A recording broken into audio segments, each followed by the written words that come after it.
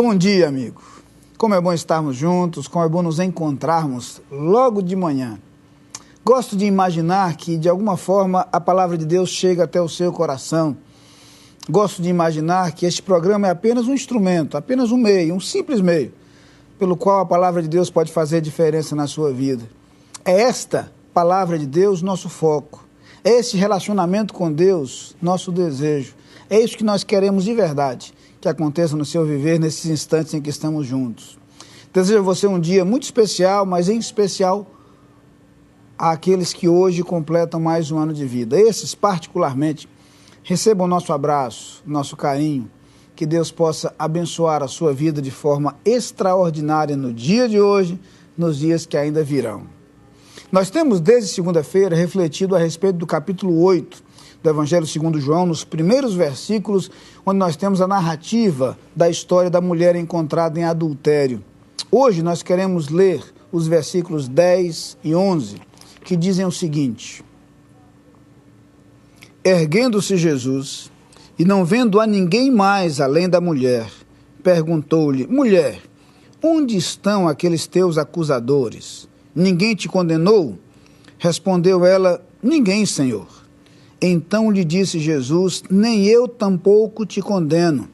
Vai e não peques mais. Convém lembrar que, nessa situação, nesse contexto, alguns homens tinham levado a Jesus a mulher apanhada em adultério. Lembraram a Jesus, como se ele não conhecesse, que a lei previa a pena de apedrejamento para aquela situação. E colocam então Jesus diante do dilema: o que fazer? Jesus então diz: quem não tiver pecado, que atire a primeira pedra. Aqueles homens vão então se retirando, um a um, reconhecendo os seus pecados. Os versículos que lemos lembram então o que Jesus disse para aquela mulher. Ele se aproximou dela e perguntou: onde estão os teus acusadores? Ninguém te condenou? É interessante perceber que o que a palavra de Deus nos ensina é que o perdão de Deus nos isenta da condenação, nos absolve da culpa. É interessante perceber que quando o salmista, no Salmo 32, reflete a respeito disso, ele diz que o homem feliz, o homem bem-aventurado, é aquele cujo pecado é perdoado, aquele cuja iniquidade é encoberta, aquele a quem Deus não imputa pecado, a quem Deus não mais acusa. Ora, se nem Deus nos acusa, quem mais pode nos acusar? E a gente se lembra, então, naturalmente, do capítulo 8 da carta do apóstolo Paulo aos Romanos, em que ele diz, naquele belíssimo cântico de vitória: quem intentará acusação contra os escolhidos de Deus? Quem os condenará? É Deus quem os justifica. E aí afirma que é Cristo Jesus, aquele que veio ao mundo para morrer por nós. É Ele quem levou sobre si os nossos pecados. É Ele quem perdoou as nossas ofensas. E perdoou porque recebeu sobre si o castigo e a condenação pelos nossos erros. Quando afirma que nenhuma condenação há para os que estão em Cristo Jesus, o apóstolo Paulo quer nos lembrar que o perdão que Deus nos concede é absoluto, é pleno, é completo. Há algumas expressões usadas na Bíblia, até exageradas, para mostrar isso. A Bíblia chega a dizer que Deus nem mesmo se lembra dos nossos pecados. É claro que o texto não se refere a uma deficiência na memória divina. O texto quer falar da absoluta ausência de culpa, de condenação. Deus não mais considera os nossos pecados quando estes são perdoados. Diferente de nós que perdoamos, mas vez por outra queremos relembrar aquilo que dissemos ter perdoado.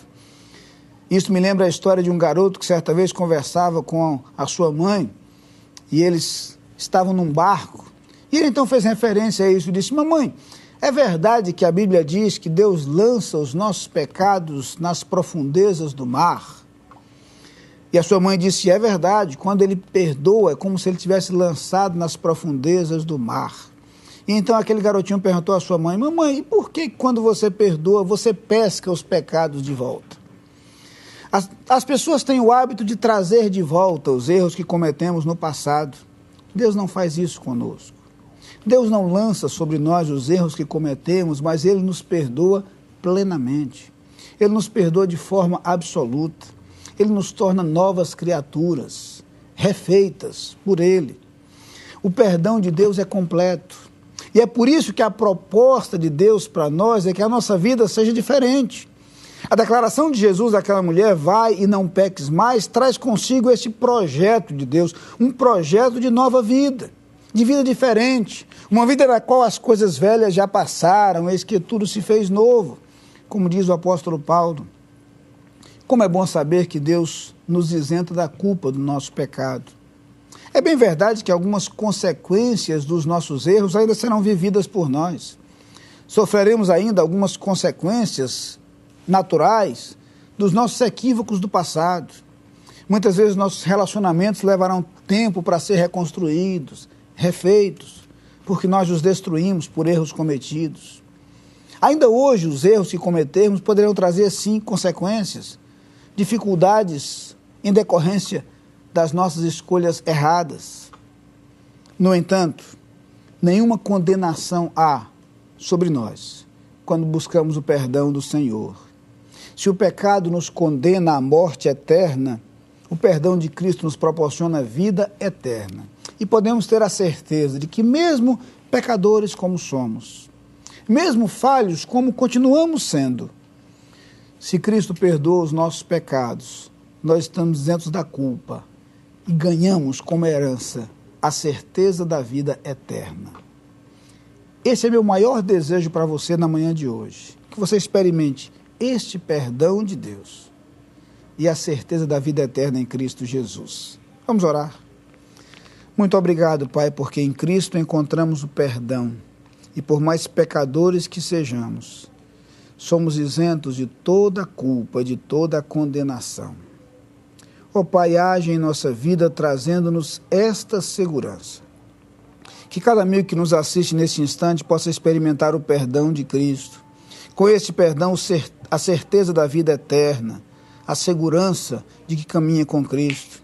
Que essas vidas sejam transformadas poderosamente e que o seu futuro, livre da culpa, seja uma caminhada contigo, cada dia mais próximos de Ti. Eu te peço no nome de Jesus. Amém. Lá vem o sol.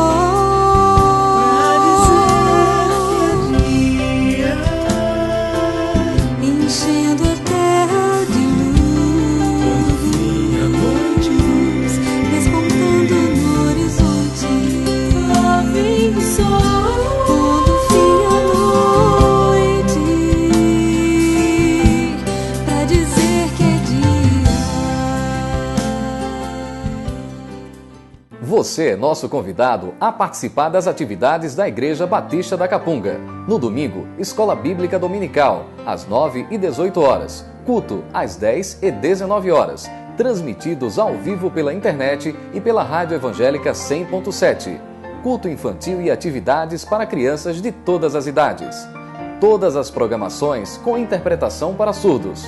Igreja Batista da Capunga, Rua João Fernandes Vieira, 769, Parque Amorim, ao lado do Colégio Americano Batista. Fone 3092-6578. Visite o nosso site www.capunga.org.br.